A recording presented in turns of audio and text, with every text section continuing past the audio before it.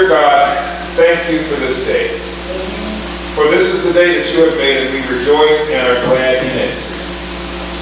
Regardless of what events have passed in this day, we remember in this moment that God is good. Love is love. All is well.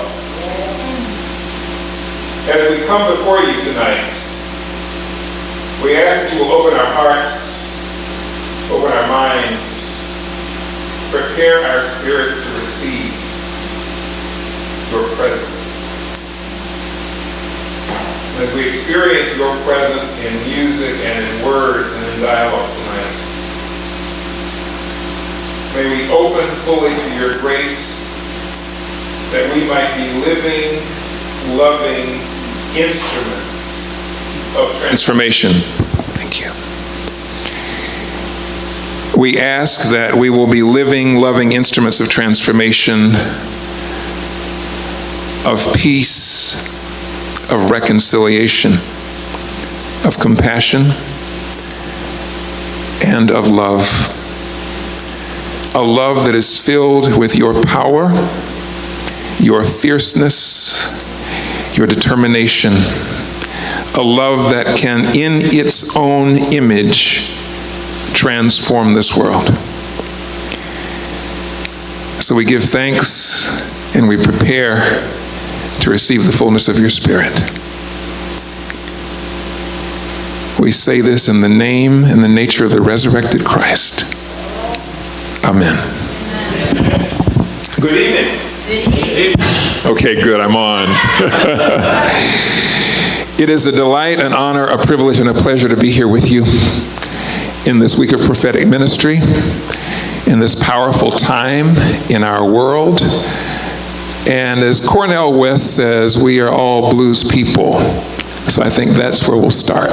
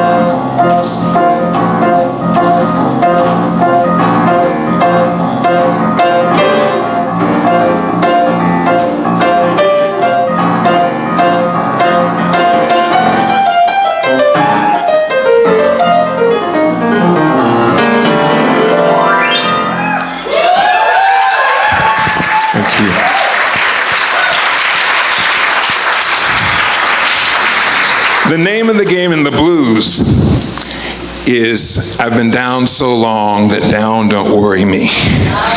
The blues is about the power to endure, the power to transcend suffering and transform that suffering into celebration.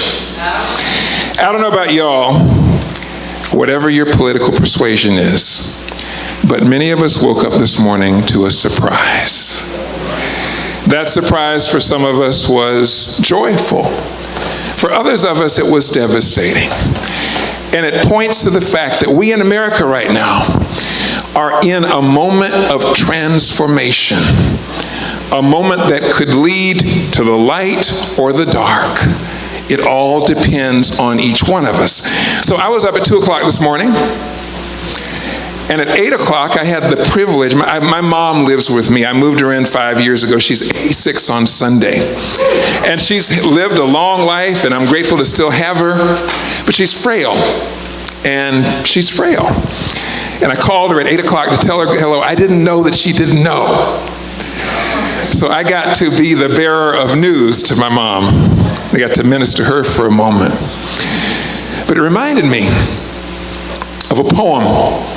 It's written by a playwright, Christopher Fry, from a play, A Sleep of Prisoners. And he wrote this back in the late 30s and 40s. And I think this poem speaks even more powerfully to this moment than it might have those 70, 80 years ago.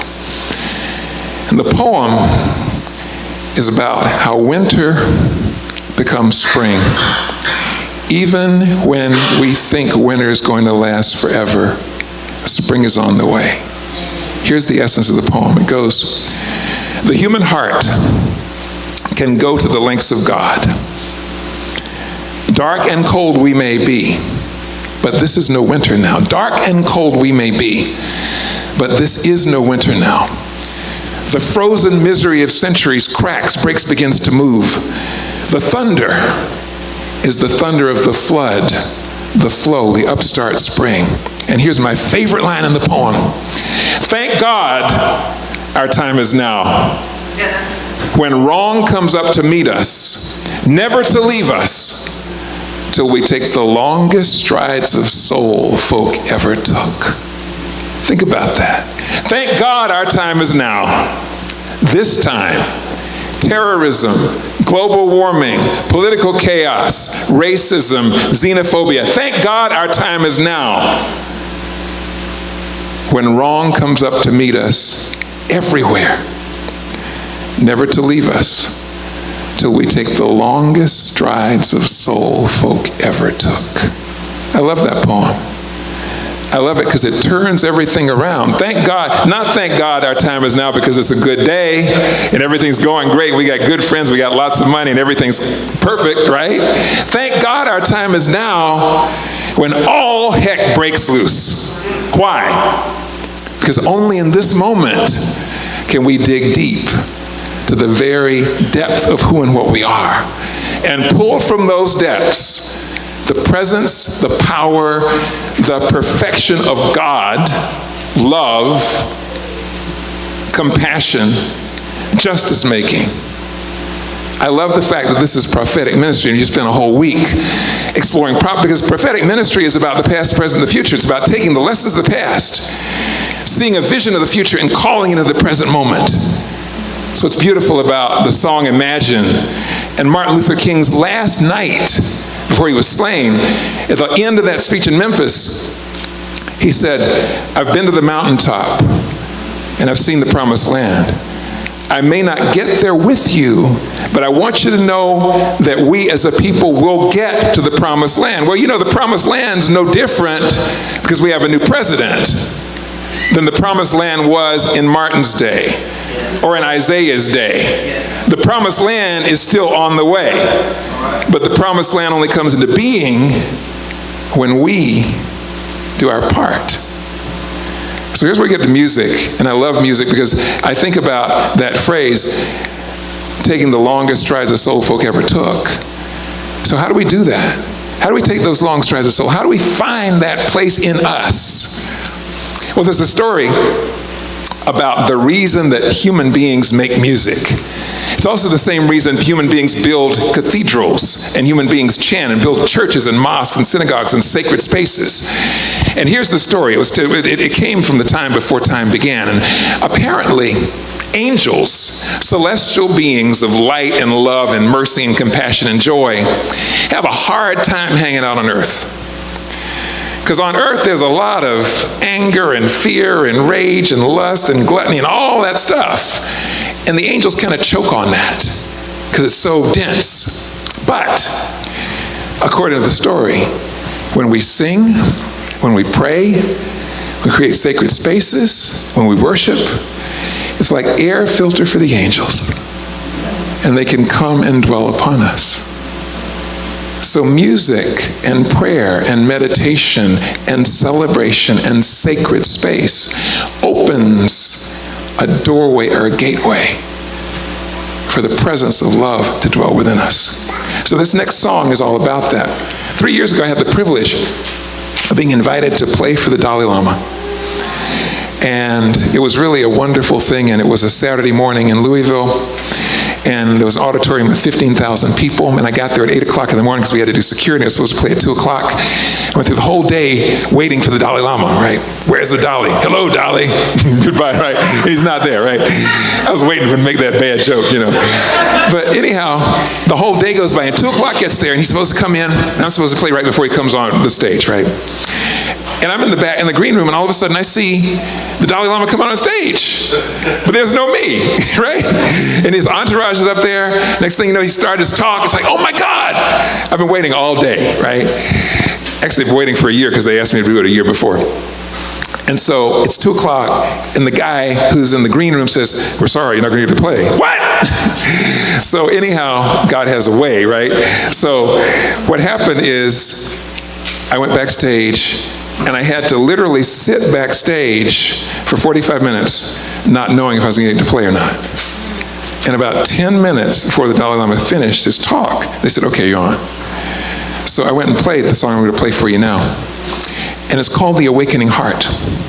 And I invite you not to think of this as a performance, but actually I invite you, when you hear the song, close your eyes, put your hands on your heart, go inside, and allow the music to help take you to that place that's beyond the turbulence of the moment. You know, you can have a hurricane or a storm or whatever on the ocean, the surface of the ocean is just going crazy, but you go deep enough, what happens? It's still and calm and quiet.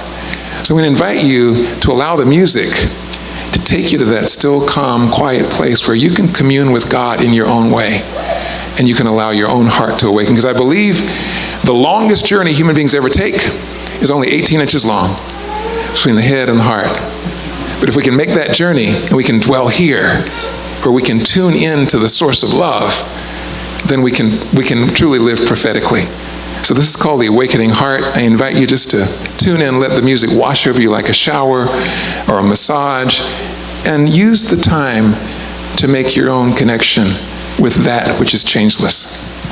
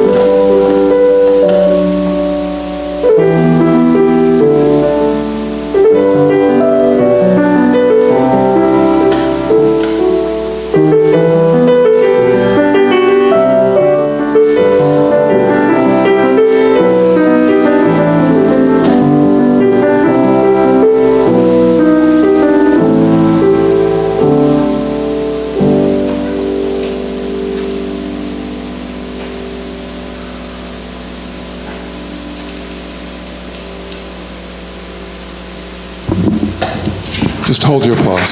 Just hold your applause. Just let the silence sink in a little bit with that. So take a moment, if you would, close your eyes, bring your hands to your heart, and just breathe in through your heart for a moment.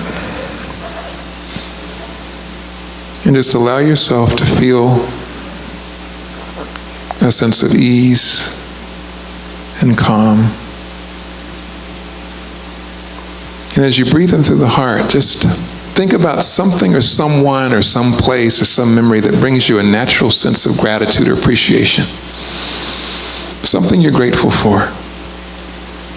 It could be a person or a place or a time. But just focus on that for a moment with your hand and your attention breathing through the heart. And with each breath, allow that gratitude to expand and expand and expand. And just continue to bring your attention back to that place in the heart, that sense of gratitude. And you can let go of the image of the object and just rest in the feeling of gratitude for another moment or two. Just breathing in gratitude, appreciation, breathing it in. Then when you're ready, rest your hands and open your eyes. How many of you feel a shift when you do that? You felt something. Well, you know, the heart is more than a pump. Of course, Scripture tells us this, every spiritual tradition talks about it. But every organ in the body emits an electromagnetic field, pulses. The heart's field is about 50 times stronger than the brain's field. The heart's field also, if I take one of your heart cells, put them together in a petri dish, within seconds they begin to synchronize. They resonate. They actually tune into one another. If I put one of your brain cells and one of your brain cells together in a petri dish, they'll die. But the heart cells literally resonate. The heart field, the electromagnetic field of the heart, also extends outside the body some 12 to 16 feet, which means that we are sitting within one another's heart field.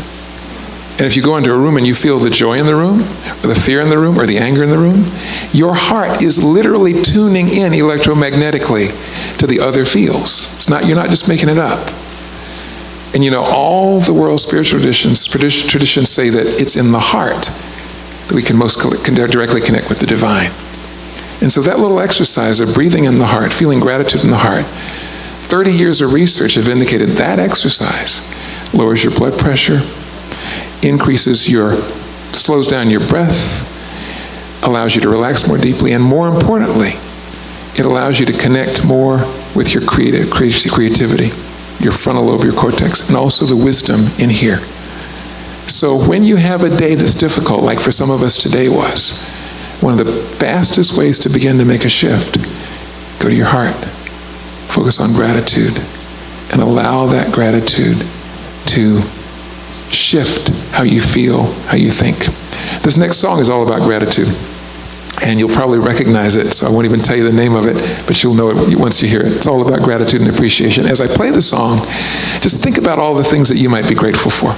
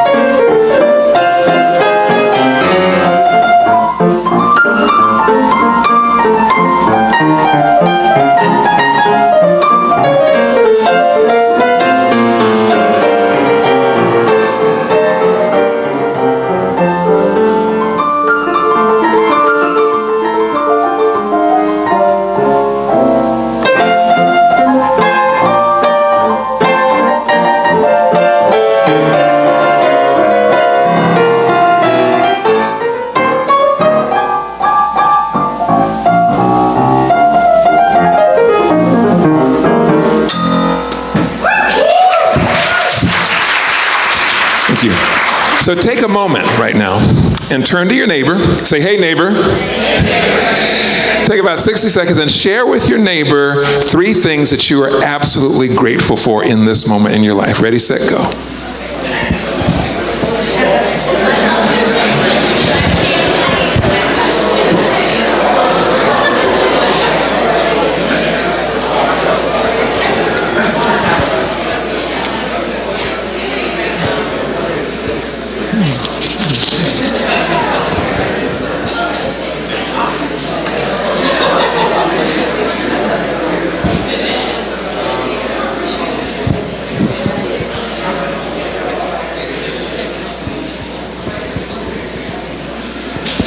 So what do you notice happen inside you? What do you notice happen inside you when you share what you're grateful for? What do you notice? Yeah. So, our memory sorts by, our brain is like a hard drive that sorts memory by mood. So it's Valentine's Day, you're with your sweetie, and you got your wine. Well, some of you are too young for wine, but you got your wine and your music and all the stuff and flowers. And in that moment, you can't think of the thing he or she ever did that got on your last nerve. On the other hand, when you just had a fight, you can't think of one thing they ever did nice for you. Really. That's because our brain sorts our memory by mood. And when we're in a joyful mood, all the file cabinets marked joy are open, and the file cabinets marked frustration or sadness or anger are not so easily accessible. So what that means is we can change how we feel by remembering positive moments, right? So you focus on those moments or the things you're grateful for, and it begins to change your brain and your focus so you can focus. There's that old story, I'm sure you've heard it, many of you probably preached on it, but the story about there's an elderly woman and her granddaughter, and they're at the river doing cleaning, and Grandma has gone through something really rough, and the little girl says, Grandma, what's wrong? Grandma says, well, there's these 2 animals fighting inside me. One's full of love, one's full of hate. And they're fighting a fight to the death. And the little girl says, so Grandma, which one is winning? Grandma says, the one I feed, right? The one I feed. In any given moment, we can feed our hope, we can feed our joy, we can feed our faith, or we feed our fear. I spoke earlier with Dino Day and others about how this is a rough time for a lot of people who are maybe progressive or who are wanting to make changes in the world. And I want to share one more reading, then a little bit more music, then we'll turn things over to the rest of the group. But this is a reading by Thomas Merton. And Thomas Merton, a young activist had written Thomas Merton. And apparently the activist was going and going and going and going, and things weren't working out so well. And he was frustrated because he said, I'm not getting the results. The world isn't changing the way I want it to change. By the way, another story, the Dalai Lama. I'm going to get back to Merton in a second. There was an environmental activist who went to the Dalai Lama who was really, really frustrated. And he says, those people don't understand. We're destroying the earth. We're destroying the animals. We've got to do something about it. Dalai said, chill, dude, chill. Really, the Dalai Lama said, okay, what I want you to do is I want you to take 6 months off, go in nature, go meditate, make yourself confident and happy, and then maybe people will listen to you. It's really good instruction. Make yourself confident and happy, and then maybe people will listen to you, because the activist was so enraged that his rage was toxifying his relationships, right? And sometimes we can get so deeply into what's going on that we become angry and bitter, and then we no longer are an expression of love, joy, and powerful prophecy. So here's what Merton said with this young activist, and I offer this to all of you who are deeply engaged in changing the world. Merton said, I quote, do not depend on the hope of results. When you are doing this sort of work, you have taken on essentially an apostolic work. You may have to face the fact that your work will be apparently worthless and even achieve no result at all, if not perhaps results opposite to what you expect. As you get used to this idea, you start more and more to concentrate not on the results, but on the value, the rightness, the truth of the work itself. And there too a great deal has to be gone through as gradually you struggle less and less for an idea and more for specific people. The range tends to narrow down, but it gets more real in the end. It's the reality of personal relationships that saves everything. The big results are not in your hands or mine, but they suddenly happen, and we can share in them. But there's no point in building our lives on this personal satisfaction, which may be denied us, and which, after all, is not that important. The great thing, after all, is to live, not to pour out your life in the service of a myth. If you can get free from the domination of causes and just serve Christ's truth, you'll be able to do more and be less crushed by the inevitable disappointments. You are probably striving to build yourself an identity in your work, out of your work and your witness. You're using it, so to speak, to protect yourself against nothingness, annihilation. That is not the right use of your work. All the good that you will do will come not from you, but from the fact that you have allowed yourself in the obedience of faith to be used by God's love. Think of this more and more, and gradually you'll be free from the need to prove yourself, and you can be more open to the power that will work through you without your knowing it. Thomas Merton. So I'm going to play one more piece for you, and then we're going to turn things over to the marvelous musicians who are here. I grew up in the Methodist Church, and every Sunday after the end of church, my mother would play. My mother plays organ, and she'd play a postlude. And as age 12, 13, 14, 15, I was not so often theologically or spiritually inspired by the minister, but my mother would preach because she would play in this postlude. And the postlude, the hymns, gave a message or a transmission. And I'm going to play one of the most beautiful hymns I know. I hope some of you know. It's an sort of old school hymn. It's called In the Garden. Okay, you know that one. All right, I come to the garden. And the reason I'm playing this hymn is it's all about your own deep, intimate communion with God. And it's all about no matter what's happening in the world, you can go inside, you go deep enough, and you will find that source of ever-renewing faith, joy, hope, and possibility. And I think we're all going to need that a lot these days. So this is In the Garden, and this is dedicated to my mom.